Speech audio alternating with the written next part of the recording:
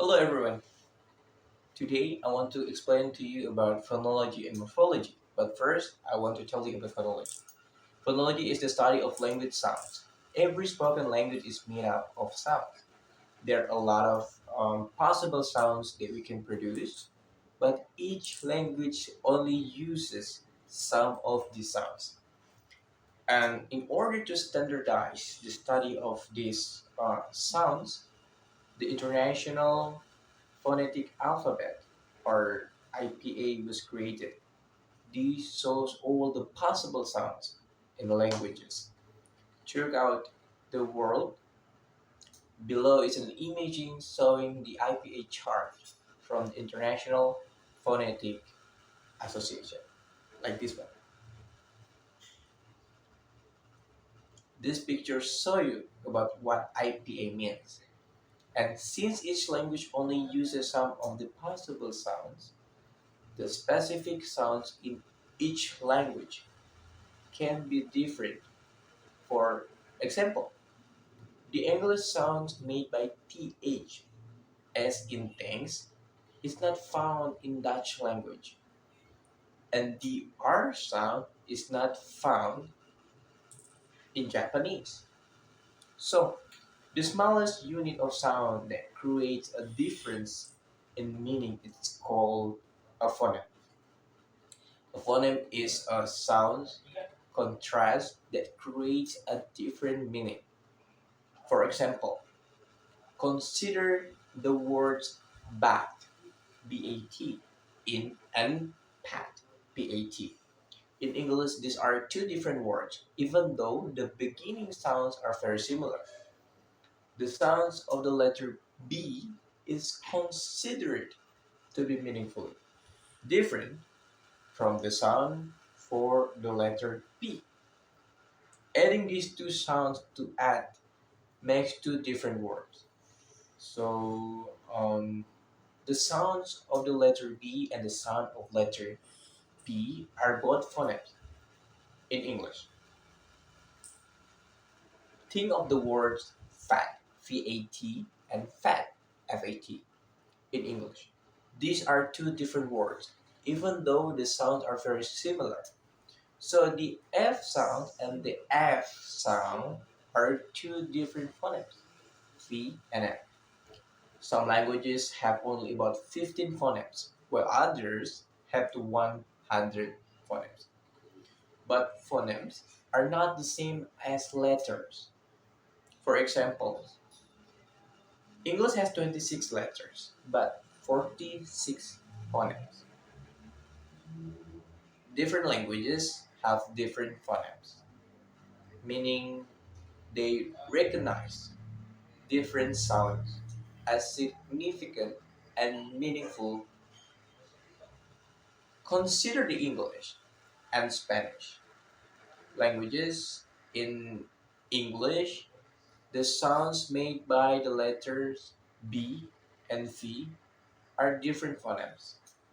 For example, the words PAT and VAT are considered different words, but in Spanish, the sounds made by the letters B and V are considered the same sound. So they are the same phoneme in Spanish.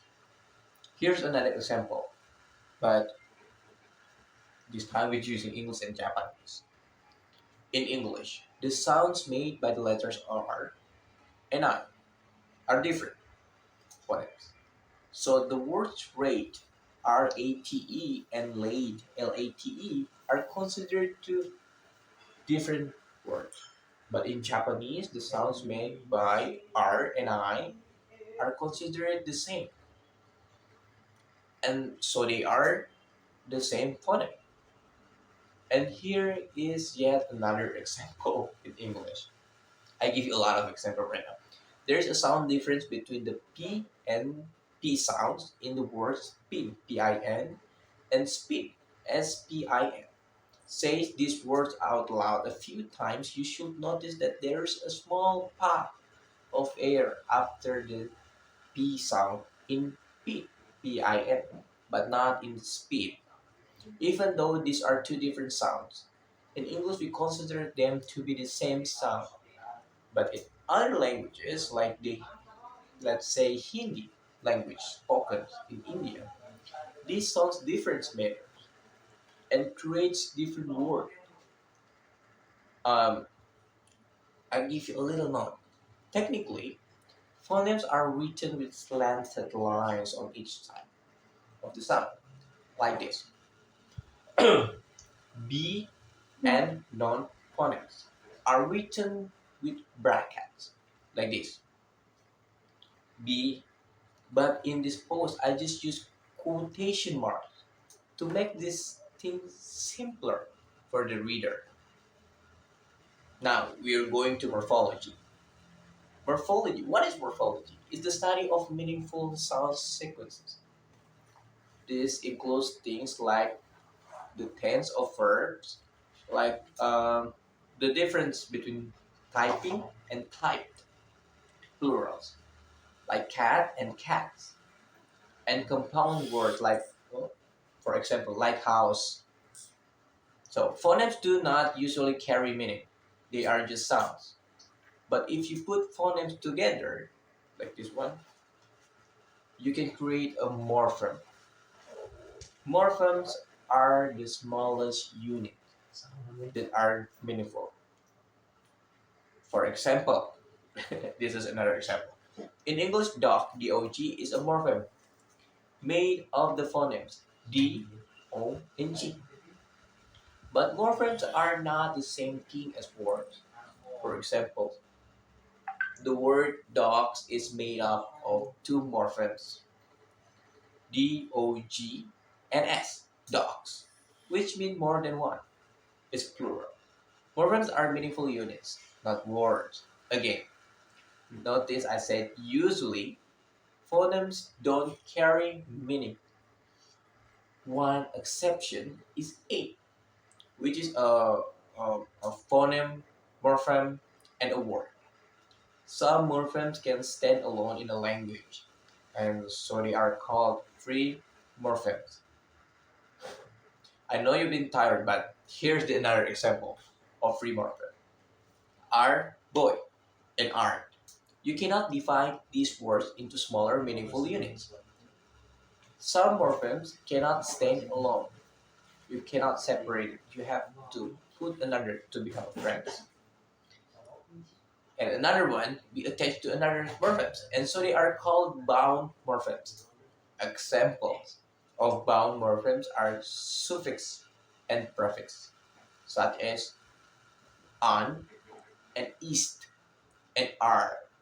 Some languages have words that are mainly made up of just one morpheme, like Chinese and Vietnamese, while other languages use many morphemes, like mm,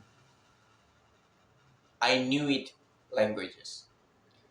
Some of sequential constraints on phonemes that were discussed previously may show up as phonological and morphonemic rules. The English homorganic nasal constraint applies between some morphemes as well as within a morpheme. The negative prefix "in", which, like "on", means "not", has three allomorph which respond to this constraint, like on this picture. The pronunciation of this morpheme is often revealed by the spelling as "im" when it is prefixed to morphemes beginning with P or B. Because we have no letter, I don't know what to say, and in our alphabet, although it exists in alphabets used in another language, the failure is written as an in words such as incomplete. You may not realize that you maybe pronounce the n inconfusible, inglorious, incongruous, and other such words as failure. Because your homorganic nasal rule is unconscious. And other rules in your grammar.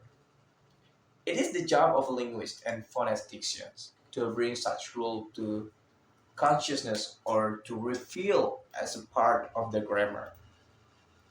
If you guys say this word is in normal tempo without pausing after the in, you should feel the back of your tongue, like this one, to touch the vowel, like this on the picture. A speaker of English knows when to pronounce a final B and when not to. So the relationship between pronunciation of the A words and their B counterpart is regular and can be accounted for by the following rule. So I put the rule on this picture so you guys can see it. The rules that delete the segments discussed above are general phonological rules, but their application to phonic representations result in deriving different phonetic forms of the same morpheme. So thank you guys for listening my explanation about phonology and morpheme. I hope this video will help you to learn phonetic morpheme more easier and happier. Bye. Thank you guys.